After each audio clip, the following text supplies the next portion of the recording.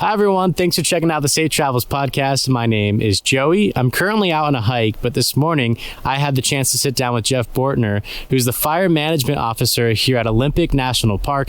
We talked all about fire management, and we also talked about the mental and physical challenges firefighters have to overcome in order to protect, preserve, and assist these amazing places. We did the podcast from Hurricane Ridge, which is one of the most iconic places in the park.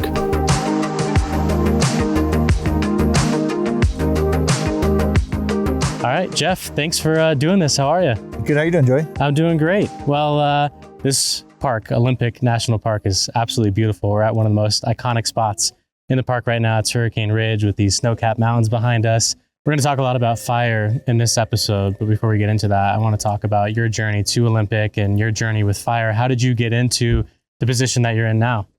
Yeah, I kind of fell into the fire world. I started in high school, actually. My high school was offering a fire cadet class, and I thought it was an easy way to get 2 credits. So I went down for 2 classes a day to the local fire hall and went through that whole process, learned how to be a structure firefighter, and did some wildland classes there.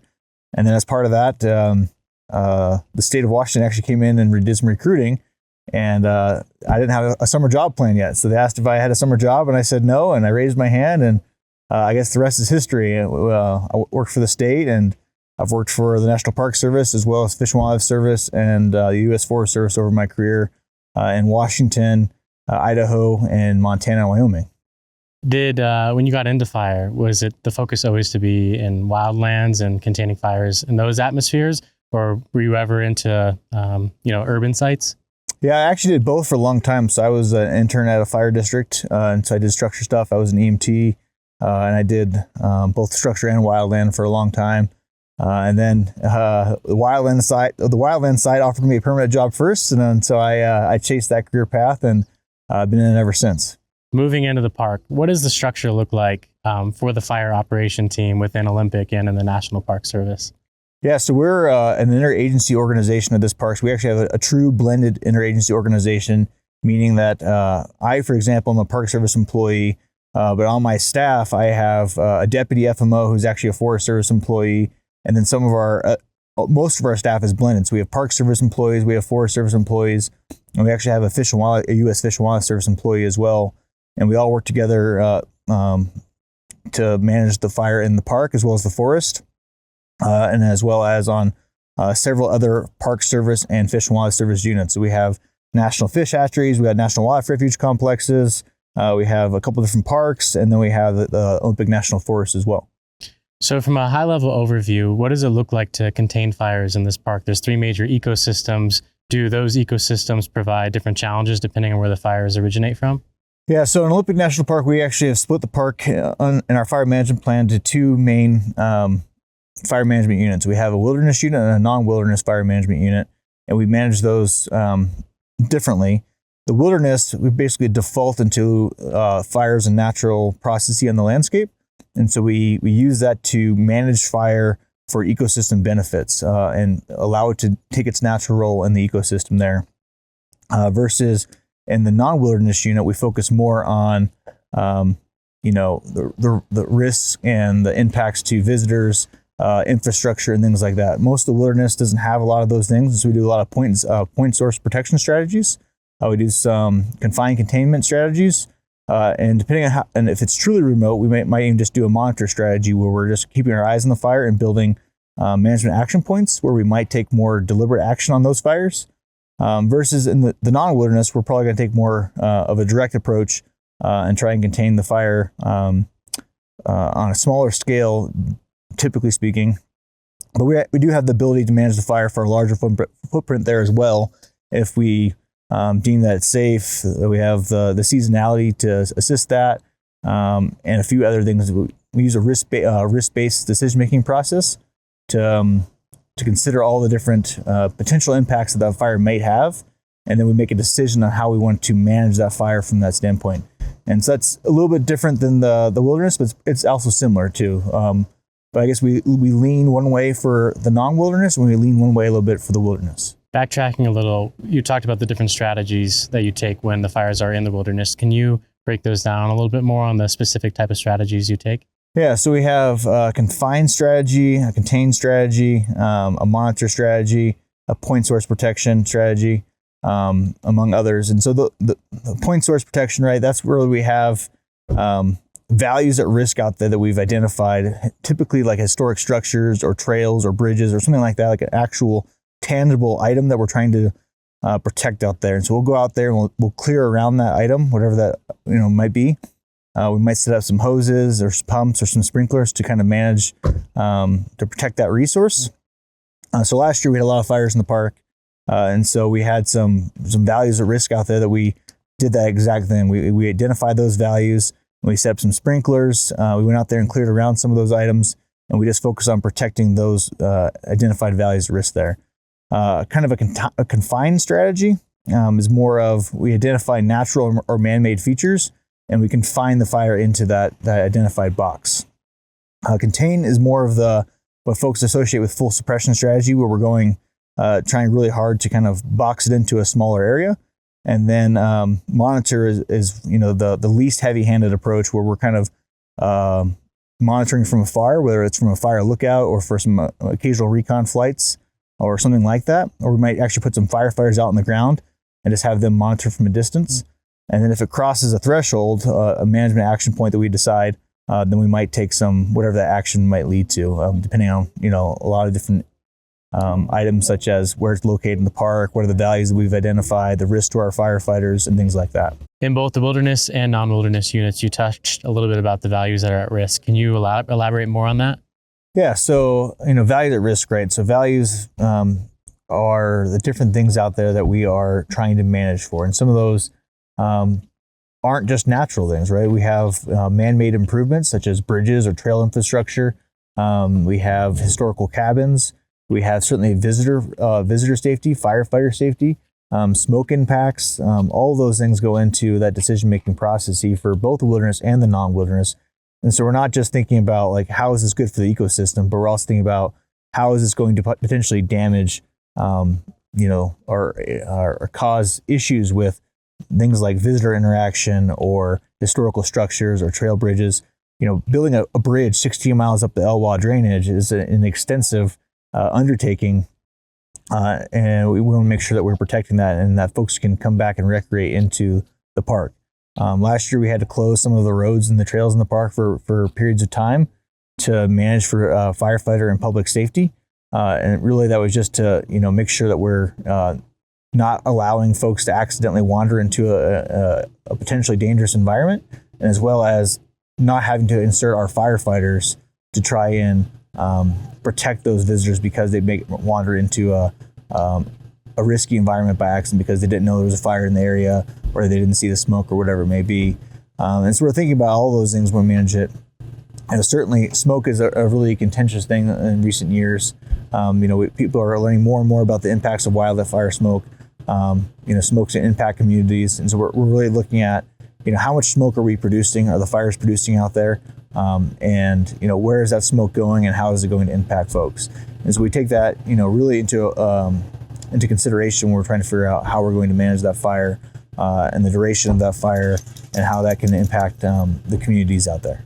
What's like the first chain of command that you're notified that a fire is potentially burning within the park? How are you initially notified of that?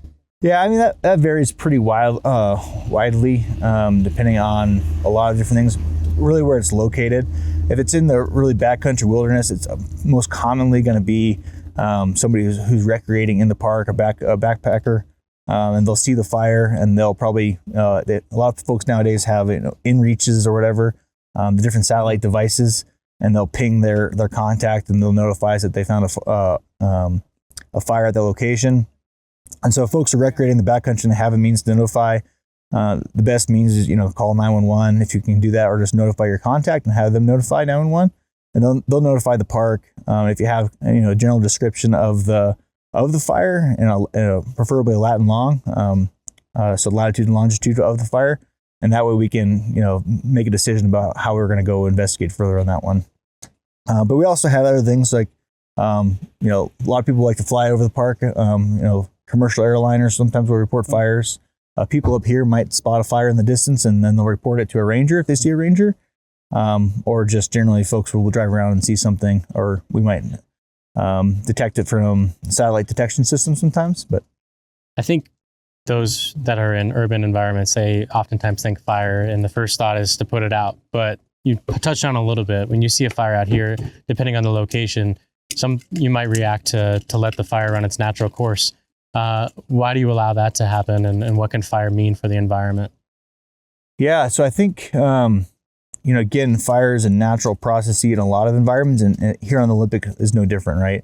I know folks associate the Olympic with a lot of precipitation, but really fire has well adapted to this environment, and there's been fire has been here for thousands and thousands of years. Will continue to be here into the future, and so luckily we have a lot of wilderness to work with here on the Olympic National Park, and so our first thought process will be trying to identify where that fire is at in the park, and try to identify any of those values at risk that might make us want to take some action.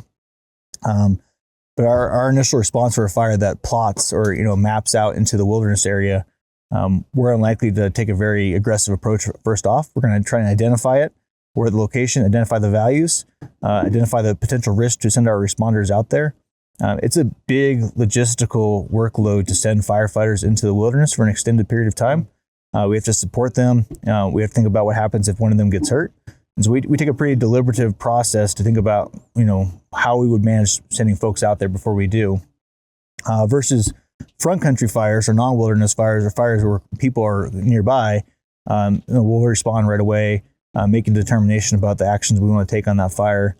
Most commonly, it'd probably be, a suppression a full suppression strategy fire, and then we'll take those actions as necessary. We mentioned that fires can be a good thing for the ecosystem and for nature. Why exactly is that? Yeah, I think the forest is more or less a living thing, right? It's a living, and so the forest has natural disturbances that come through and cause the life cycle to rejuvenate in the forest, right? And so fire is one of those disturbances. Windstorms can be one of those disturbances. The floods can certainly be one of those as well. And so they're recycling those nutrients, or opening up that canopy and letting new plant life come back and grow in there. And certainly, some wildlife species prefer to forage for their food in recent burn scars or recent areas that have been disturbed. And so I think it's just important, that fire is a natural disturbance in the landscape, and it's just one of those different tools that the forest is using itself to kind of manage disease, manage insects, and manage the whole living ecosystem. You mentioned the vast wilderness here. 95% of the park is protected wilderness. So how difficult are some of these remote locations to get to? And does your staff, and do you have to go through a training regimen every year to get ready for fire season? Yeah, so it is a very big wilderness, and it's a rugged wilderness. So it's probably hard to see from the camera here, but Olympic National Park is no stranger to steep, rugged terrain. And because of all that precipitation, we do have a pretty heavy vegetation load. And so the ongoing joke at the park is, if you go off trail, you get lost, right? Because it's so dense and so thick out there sometimes. So that's a segue to stay on the trail, but which we'll touch on. Yeah, but I think we certainly do a rigorous training regimen. All my staff have a physical training program, and we have to take an annual fitness test as well as a medical exam as part of our system. So every year we do what's called the work capacity test at the arduous level.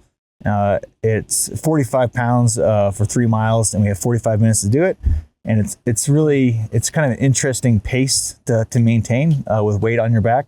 It's not super comfortable. It's also not the most difficult thing for people who are elite athletes, but it's just kind of that weird, awkward pace that folks have to maintain to get through that.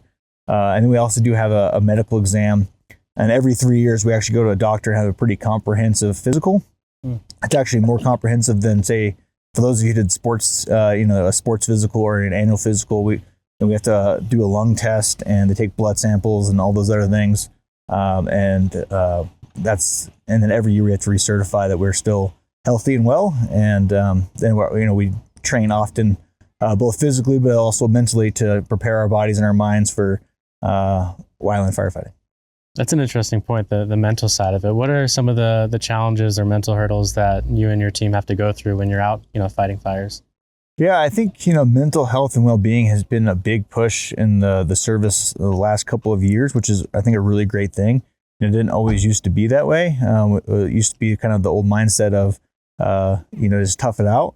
And now we're kind of more cognizant that it does have lasting impacts on folks, and that we need to take care of not only our bodies, but also our minds. And so we actually, have wellness training programs we do now as well, to try and prepare our folks for the mental rigors of the position and the stresses. During fire season, so the peak of fire season, we're largely very supported by fire camps that spring up for larger incidents. And we have a very regimented schedule. And at the end of fire season, the days get shorter, it gets darker, and folks, go back to the rest of their day lives, and adjusting back to that can be challenging. And so we're trying to prepare folks for the things that they might see or experience, and the different seasonalities that we go through as well. When you're out, containing a fire deep in the wilderness, what is it like staying out at night? Are you guys doing different shifts and taking turns on containing or watching the fire? Are you in the wilderness, or do you come back to base at night? Yeah, so oftentimes we'll send resources out for up to 14 days at a time, and we actually have the ability to extend that up to 21 days at a time. It's exclusive of travel, so travel doesn't count towards that clock. But so we have 14-day assignments, and so that can be anywhere on the park or off the park if we're going on to assignment to a larger fire that you might see on TV. And so that's 14 days away from your family, whatever your personal life may look like, your dog, your cat, your house, your bills, whatever it may be. And so it takes a lot of being prepared to figure out how you're going to manage your personal life as well as your professional life. And that has, challenges. Like, I have a family, other folks have families. I have 3 dogs, right? I have a house that needs maintenance and all the other things that people have to deal with. And so when we go away for 14 days at a time, all that falls onto my wife, Kelsey, and she picks up the slack. And that's true for a lot of folks. And other firefighters might not have a dedicated family structure, but they have friends or a personal life. And so they have to kind of figure out how to manage all those things inclusively. And so it definitely can be a burden for folks. And so, those days in the wilderness are hard days. They're 16-hour days commonly. We work 16-hour shifts, or up to 16-hour shifts commonly. And then you're camping out in the woods, and you're sleeping in a sleeping bag and making your own, if you're in the wilderness, you're making your own meals. If you're in a fire camp, they're providing you meals, and then you go back to your day life, and you got to remember to go out and buy groceries and do all the other important things that sometimes we forget about when we're out fighting the fire. So you mentioned it's a 45 pack that you pound pack that you train with. What is the equipment that you are bringing with you when you are actually going out in the wilderness to fight a fire? Yeah, so if we're going out in the backcountry, we're bringing a pretty heavy pack load out. I mean, we have our personal gear, as well as our line gear, which is kind of our line gear is our backpack, for lack of a better term, that we carry with us all the time when we're on shift or when we're fighting a fire. Mm-hmm. And that contains our fire shelter, our water, some extra food. Some people throw sunscreen in there. People throw all kinds of random gear. And then we're also carrying all our extra firefighting gear. So we got hand tools, power saws. We might have drip torches, which we use for ignitions. Extra cans of fuel, extra QBs of water. And so we can have pretty heavy pack outs when we're going out there. And not to mention, if we're camping out there for 14 days, we're flying out, normal camping gear too. So all your stoves and all the other things associated with that. And we got plenty of bears in Olympic National Park too. So it all has to be in fire cans or protected coolers. And so it can be a pretty, again, logistics is a really important thing for the military as well as for the fire service, where if you forget to feed a firefighter on a fire, you'll hear about it real quick. So you have to carry bear spray with you then too? Yeah, for sure. Our crews definitely go out there with bear spray, and we have that available to us as a resource that we need to manage that that potential hazard out there. We talked about the weight that you guys carry on your back when you go out into the backcountry. You also, a couple answers ago, mentioned the elite athletes that firefighters are. Are the elite athletes, are some of them actually former athletes or military, or have they dedicated their whole life to firefighting and preparing for that their whole life? Yeah, I would say we have all the above. We have some folks that are ex-military, and we have folks that are definitely elite athletes, and we have other folks that are, I don't know if they were ever, elite athletes, but they certainly are in elite athlete shape right now. Yeah. We have some folks that love to go on trail runs. I think we had one of our firefighters went down like 100K this year, I think, or something ridiculous. I mostly sit behind a desk these days. I'm not as fit as I used to be, but we certainly have folks that are at the peak of their physical fitness. And it takes a lot of work and stamina and calories to work for 16-hour days or 14 days straight, and then repeat that all summer long. We've talked a lot of generalities when it comes to firefighting, but going into specifics about this park in particular, we're at Hurricane Ridge. You probably hear some of the cars and the visitors walking by, but we're at the specific location. But behind us, you can see some burn scars. Can you explain what a burn scar is and what exactly is behind us? Yeah, so a burn scar is kind of like a scar on your body, but it's a scar in the landscape that was created by a fire that we had. And so just over there, we have the Eagle Point fire from last summer.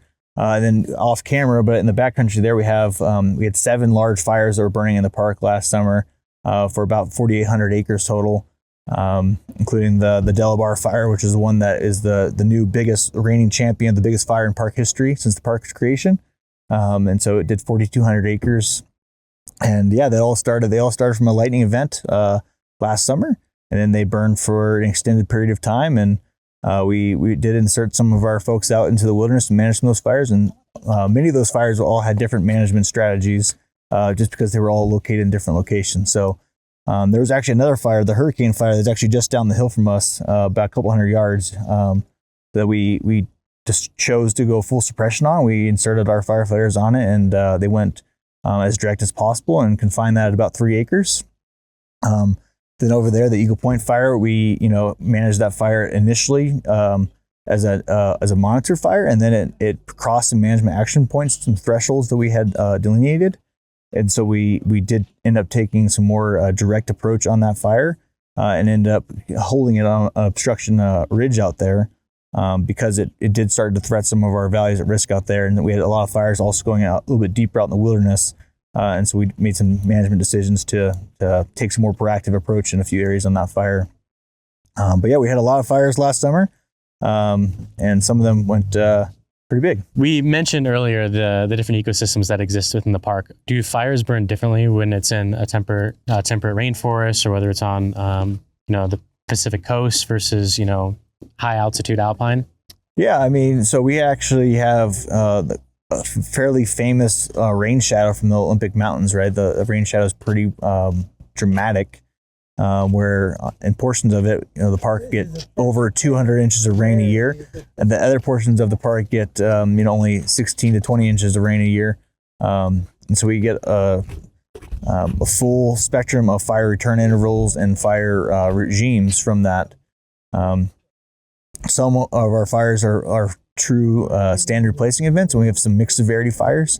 A lot of the fires we saw last year are mixed severity. They certainly had areas where it was a high severity, it burned high severity, but then just a few hundred yards away, there would be an area where very minimal fire severity, very few fire impacts to the landscape out there. A fire we had a handful of years ago, the Paradise Fire, was actually in the Queets rainforest, and so there's videos that we have of firefighters where it's mostly burning in actually the lichen and the moss on the trees, because moss is a very fine fuel, and it's very, especially in the summertime when there's not a lot of moisture in the air and there's a lot of solar radiation, it really dries out that moss quickly, and it's very reactive to the sun and to the wind changes, and so it actually will carry through the tree canopy in the moss, and that's how the predominant way the fire was spreading rapidly. At times, and then the ground fire itself was actually much slower to keep up with it. The rainforest here can get up to 12 feet of rain per year, which is incredible. If there's a fire within the rainforest, is that part of your strategy, is to monitor the weather and hopefully be able to rely on upcoming rain? Yeah, I mean, we certainly we have a monitor very closely for season-ending events. And so they actually have statistics that they measure about when we commonly get those events. And so we'll watch that very closely. And then on these fires last year, they had a large atmospheric river that was forecasted to come through, which is basically a large amount of rain. And so we actually made the decision to pull all of our firefighters off the line and not out of the woods, and get them out before the rain came. And then we put them back in after the rain, and our rain gauge out there said we got 12 inches of rain. So that's a lot of rain. An inch of rain over an acre is about 27,000 gallons of water for that acre. And, for us to put 27,000 gallons of water over 4,800 acres would be a monumental task, right?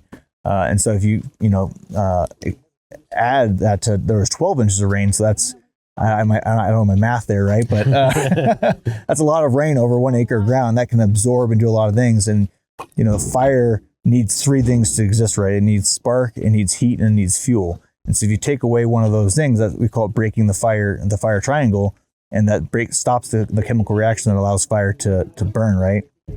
And so rain acts really well as, taking away the heat from a fire. And eventually it'll kind of help smother the fire out and extinguish the fire and remove the heat from it. And it makes the fuel itself not available to burn as well. And so we certainly don't rely on precipitation to put the fire out for us, but we certainly are happy to take all the extra help Mother Nature will give us. And it certainly makes our job easier when the weather changes from bright and sunny skies to a little bit overcast and a little bit of rain in the forecast. For people who are unfamiliar with fire, and this might be their first experience listening to a firefighter talk about this kind of stuff, fuel is what essentially grows the fire and helps the fire continue. How much fuel is there in this park, and are there certain fuel sources that allow the wildfire to grow even quicker? Yeah, so fuel in this park, there's a lot. We have a lot of vegetation, a lot of different vegetation types, and just the sheer amounts. We measure in tons per acre, and most of the park is a very fuel-rich environment. There's a lot of dead and down. A lot of the park itself is old growth stands that has lots of if you've ever been to an old growth stand, you've seen that there's large diameter trees that have their own vegetation growing on them. They're so big. They have large intact canopies, which are all things that can burn in a wildfire. There's lots of dead and down logs. There's lots of grass and brush and other things that all can burn well, especially when we're in a drought year. And so one of the strategies we use, right, the main strategy that firefighters use is just removing the fuel from the fire. And so we'll cut in a fire break around a fire and just remove those fuels. And the fire, again, if we break that fire, what fire needs to sustain itself, the fire will go out as well. Well, moving into the visitors when they come here, obviously we described a lot about what your team goes through and what the park goes through when wildfires are present. How much of the fires involved do humans cause, and what are steps that visitors and people can take to mitigate that? Yeah, while most of our backcountry fires do start, lighting is still our leading cause of fire in the park. We certainly do see plenty of human-caused fires in the park as well. And most of those, frankly, are just unattended campfires, or campfires that weren't fully extinguished. And so I would urge people in the backcountry as well as the front country is that if you are having a campfire, make sure you know the rules. There's certain areas in the park, you can't have a campfire above 3,500 feet in our park. And if you're below that and you can't, we're not in a fire ban, then you can have a fire, but just make sure you're being safe with it and that you fully extinguish it before you leave it. Which, the old stir, drown, and feel measure from Smokey taught us all those years ago. And yeah, just be very careful with it and to follow the rules and make sure you check for burn restrictions before you go out in the backcountry. And certainly if you see a fire out there, don't assume that we know about it. It's a big wilderness, and we don't always have folks in every part of the ground out there. And to report it, and we'll manage it accordingly. Maybe you can speak to this. I find it interesting that in certain parks, and maybe Olympic is one of them, that you can't bring outside wood and burn it here based on the remnants of the fire and what's in that fire. Why can't people bring wood and burn outside wood in certain areas? Yeah, so the big problem with outside wood is we don't know where it came from, and so it can introduce different insects or diseases to our ecosystem. And so it's kind of if you go back to the colonization of America, right, when those pioneers came to America, those immigrants came, they brought things with them intentionally and unintentionally, and some of those things then turn into disease outbreak or infestations of rodents or other things like that. And so the same thing, we don't know what you're bringing in the wood, and so it's better if you burn wood that's already here. We already know what we have in the park, and it keeps all of our ecosystem more intact. We talked about how wildfires can be healthy for the environment. After there is a wildfire and we have those burn scars that we talked about earlier, are there units that monitor those burn scars and study how they're growing back in the development of those areas? Yeah, there's certain areas where we'll set up plots. So we have access to a fire effects crew. We share one as part of the North Cascades fire network of parks. And so we have a fire effects crew and a fire ecologist, and sometimes we'll come out and we'll set up plots. We can kind of do things where about, burn severity mapping, but also we can do vegetation. We can kind of figure out, and sometimes we do photo plots. And so we'll go back and revisit some photo plots to see how the vegetation is coming back. What does the environment look like 1, 2, 3, 4, 5 years post fire effects? And that kind of helps us come up with, how does the ecosystem respond to fire in those locations? As a part of that, is wildlife included in the response and trying to figure out, how they've responded back to maybe losing a part of their environment? Yeah, I think I'd have to probably defer mostly to our park biologists about how they would study those things. But I mean, certainly, the wildlife of Olympic National Park is, evolved with wildfire, right? And so they're familiar with it, and they each have their own individual mechanisms for how they, survive or work with fire. Can you describe what a prescribed fire is and if that occurs within this park? Yeah, a prescribed fire is, just a fire that we've decided to ignite ourselves for a management reason.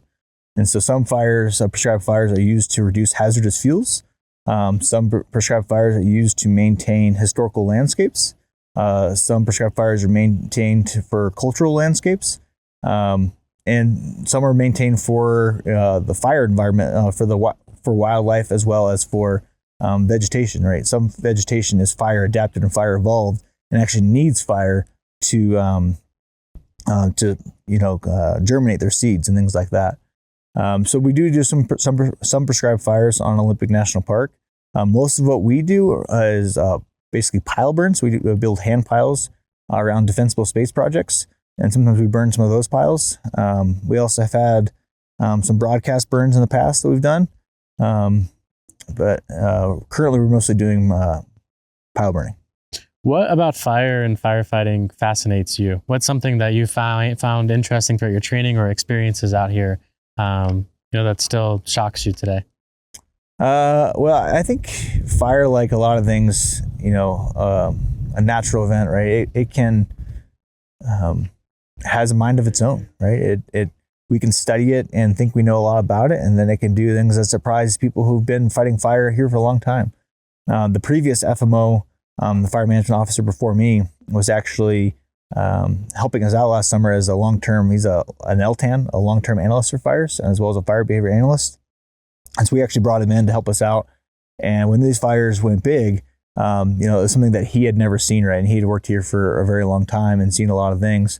But we, the relative humidity here at Hurricane Ridge that day was about 8% when these fires really went big. There's a thermal trough set up right over top of over the park, and it really allowed those fires to grow rapidly and do something that nobody who currently works here or has worked in the past has likely seen, because it's the biggest fires we've seen. So we saw some pretty explosive growth. During the peak last year, we saw 2 mile spotting. So basically the fire was throwing embers 2 miles, and they were finding a receptive fuel bed and starting new fires. And so we actually have videos and pictures of just the whole hillside just covered in spot fires. And the way this fire was really spreading was those spot fires, those embers were landing in historical burns, so burn scars. And those burn scars were very dry at the time, and they were essentially exploding and re-burning through the old burn scar. Wow. And then those were throwing spots, and those spots were going out 2 miles, and they were landing into other burn scars. And so that was, we could really see that it was taking advantage of those old burn scars and re-burning those. And in Western Washington, burn scars commonly reburn. There's some pretty famous instances of that in the Yakult burns, as well as the Tillamook burns in Oregon, of old burn scars reburning multiple times before they kind of restabilize again, and then don't burn for a very long time again, or for numerous years. So you were just talking about a little bit of the fires from last year. What about the greater fire history within this park? Yeah, I think a lot of people saw fires last year and thought those were abnormal or unusual. I mean, maybe the size was a little bit bigger than we have seen in modern day history, but that doesn't mean that's outside the realm of the historical norm for the area, right? Certainly, the history goes back much longer than we have written records for around here, right? And so the park gets 5 to 15 fires a year on average, and a lot of those fires burn for hundreds or thousands of acres. And so we have a good fire history layer for the park, and generally it's believed that the fire regime or the fire condition class for Olympic National Park is more or less intact, meaning that there's not a lot of areas in the park that should be burning more frequently that haven't been burning. Most of them are within their normal fire return interval, and so the environment is more or less intact from where we think it should be, based off of vegetation histories and studying vegetation and the climate class of the area. In one of your previous answers, you mentioned one of the bigger fires starting from low humidity. What type of impact does humidity play on the fires here? Yeah, well, I guess just to clarify there, the fire didn't start from low humidity. I mean, fire humidity is what made it grow rapidly. It was part of what made it grow rapidly, right? And so I would think, this is most of this here, right, gets lots of rain a year, and so humidity is often quite high, higher than what a lot of firefighters would associate with fire growth days. So we often see, humidities, above 30% even in the summertime. And so to see a dramatic drop in humidity to the single digits for the Olympic Peninsula is a pretty significant event. And certainly humidity plays a very big role in fire growth in certain locations. So fire humidity, wind, aspect, terrain, topography, all play, as well as long-term drought and localized weather events all play largely into fire growth days, what we call them. So last year we kind of had a pretty good mix of events. We had a long-term drought in place, so the fuels were already stressed. We had some lightning come through and cause some ignitions, and then we had some pretty steep terrain and some south-facing aspects, all lined up with a thermal trough to throw some fire embers 2 miles. That's crazy. Well, as we begin to wind this down, we talked about some of the mental and physical challenges that you and your team go through and have gone through. So what gets you excited about your role and, get you out of bed and ready to, defend this place in some ways and protect it? Yeah. I think myself, like a lot of other firefighters, like a good challenge. A lot of firefighters I would describe as adrenaline junkies, right? We have firefighters that jump out of airplanes. We have firefighters that, fly in helicopters and hike, 16 miles into the wilderness and fight fires. And I think it's because they, and myself as well, as I grew up in a nature-loving family where we'd go out and enjoy the wilderness and enjoy nature. And I've always had a desire to, leave my, or contribute to society as well as contribute to these natural ecosystems. I love the beautiful landscape that we have out here, as well as the beautiful landscapes we have across all of America. And I fought fire in Canada as well. And they're all great landscapes, and it's a great challenge. It's a great way to build a bond with other firefighters. Some people some of my closest friends are people that I fought fire with, because you have those shared moments and those shared bonds, right? That some folks don't necessarily get exposed to, right? And so it's spending 14 days straight with an individual all summer long, so 14-day rolls, and then taking 2 days off and doing 14 more days with somebody is a great way to either love somebody or hate somebody. And so those shared bonds and those shared moments with those people are some of the things that I cherish about it. And fire is just an interesting it's an interesting beast, and it's fun to experience. And it can be thrilling, I think. We talked off camera about it, but what do you find healing out here in these mountains, whether it's firefighting or when you're just out here, by yourself? What heals you about being here at Olympic?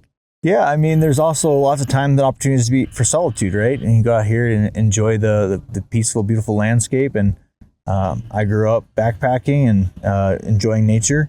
And so I like being able to go out there and enjoy nature. I get paid to fight fire in a beautiful landscape, and I also get paid to go out to other beautiful landscapes all the time. I've always enjoyed the opportunity to go out and see other beautiful locations, and I've always reveled in the fact that somebody would willingly give me a job where I can go to Teton National Park or Olympic National Park or other amazing locations out there, and explore and enjoy the time and protect the environment and be part of the environment and be a part of that natural process. I think we could talk forever, but what's one final thing you want to say to listeners or viewers, whether it's encouragement to get outdoors, encouragement to come to the park, or just to get outside and explore, and one final piece of advice for them to help protect against wildfires when they're outside? Yeah, I think the biggest thing, especially in the West and actually even the whole country, right, is fires is a natural process. It's part of the environment. The world has evolved and adapted to fire, and it's I think we too often are innately afraid of the fact that our beloved landscapes are on fire, and I would just encourage folks that these landscapes were on fire long before you or I were here or our forefathers were here, right? The fires have been burning in Olympic National Park, but long before it was a park, and long before we built trails out here and explored it. And so I think it's important that we are a part of nature. Not we shouldn't always try and control nature, from my perspective, right? And that's kind of my management strategy there. And I just think it's important to get out and enjoy that solitude and enjoy the landscapes, and to try not to leave. Or always try and leave the environment better than you left it. It was kind of how it was always instilled in me. Like, I was a Boy Scout way back in the day, right? Mm-hmm. And I think it's important to leave landscapes in a better place than they were, which is part of the reason why I do this job. And so I would just encourage folks to recreate responsibly and to make good decisions and to, get out and enjoy the great outdoors. Jeff, thanks so much. It's been awesome. Great. Thanks, Joey. Appreciate it. Thanks for checking out the Safe Travels podcast. I really hope you enjoyed it. Jeff is incredible. The work he and his team do in order to manage the fires here at Olympic National Park is nothing short of amazing. I certainly have a ton of respect for the firefighters and all the employees here at each of the national parks, as all of the work they do in order to keep us safe, to keep the environment and the wildlife safe, is nothing short of spectacular. If you like this type of content, make sure to like, comment, and subscribe wherever you're watching or listening from. And until next time, safe travels.